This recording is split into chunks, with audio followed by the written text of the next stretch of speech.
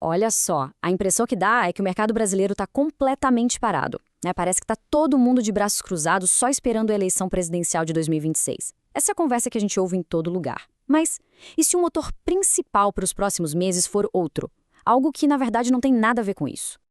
Pois é, a visão dos especialistas do mercado é bem clara. A eleição é uma história mais para frente, para o longo prazo. Agora, no curto prazo, quem realmente manda no jogo é o que acontece lá fora. Então, vamos mergulhar fundo nisso. Vamos tentar entender o que de fato está movimentando o mercado brasileiro nesse exato momento. Para a gente entender bem essa história, vamos dividir a análise em 5 pontos principais. Ok, primeiro ponto. Vamos falar do elefante na sala. Essa fixação toda com a eleição de 2026. A sensação de muita gente que investe é essa mesmo, de que o mercado entrou numa fase meio arrastada, sabe? Um tal de ciclo chato, sem grandes emoções, com todo mundo só de olho no que vai acontecer lá na frente na política. E assim, não dá para negar. A eleição é, sim, muito importante para o longo prazo. Ela que vai dar um norte do caminho fiscal do país, e isso é fundamental para a saúde da nossa economia e, claro, para o nível dos juros lá na frente. Certo. Então, se a eleição é uma preocupação mais para frente, o que é que está acontecendo agora? Bom, a resposta parece estar fora do Brasil. Agora, a gente entra num ponto super interessante. Pensa só, por uns 15 anos, a gente viu um fluxo gigantesco de dinheiro indo direto para os Estados Unidos. Era quase uma via de mão única. Agora, essa maré está começando a virar. Todo aquele capital que foi para lá está buscando novos rumos, e os mercados emergentes entraram de vez no radar. E essa imagem aqui ilustra perfeitamente o que está acontecendo. É o que os especialistas chamam de efeito vasos comunicantes. O dinheiro não some, ele só muda de lugar. Sai de um mercado grande e vai para outros. E o Brasil, claro, acaba se beneficiando desse movimento. E aqui está a prova.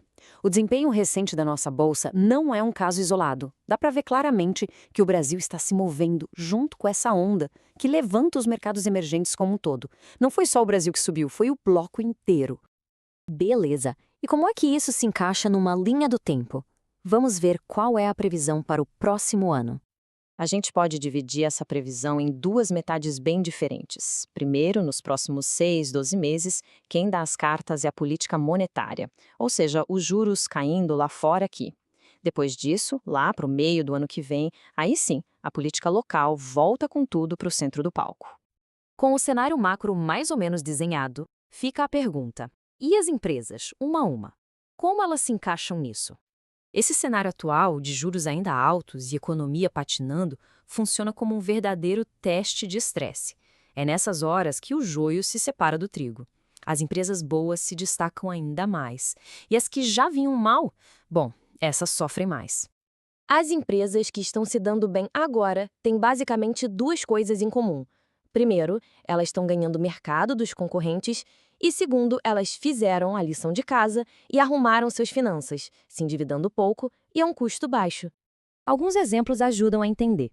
Empresas como a Cyrela no setor imobiliário e a Vivara no varejo estão mostrando que dá para ter sucesso como estratégia micro bem executada, mesmo com cenário macro desafiador. Elas provam que mesmo com a torta diminuindo, o pedaço dela está crescendo. Agora, olhando mais para frente, tem uma teoria bem provocadora circulando sobre o que pode acontecer quando o interesse pela Bolsa Brasileira voltar para valer. Existem duas linhas de raciocínio que, curiosamente, chegam na mesma conclusão. Uma alta bem forte nos preços quando o humor do mercado melhorar. Uma delas diz que simplesmente falta papel, ou seja, tem menos ações disponíveis depois de anos com poucas empresas abrindo capital e muitas saindo da Bolsa. A outra aponta que o problema é a subalocação. Os grandes investidores estão com muito pouco dinheiro na bolsa. E não precisaria de nenhuma mudança radical.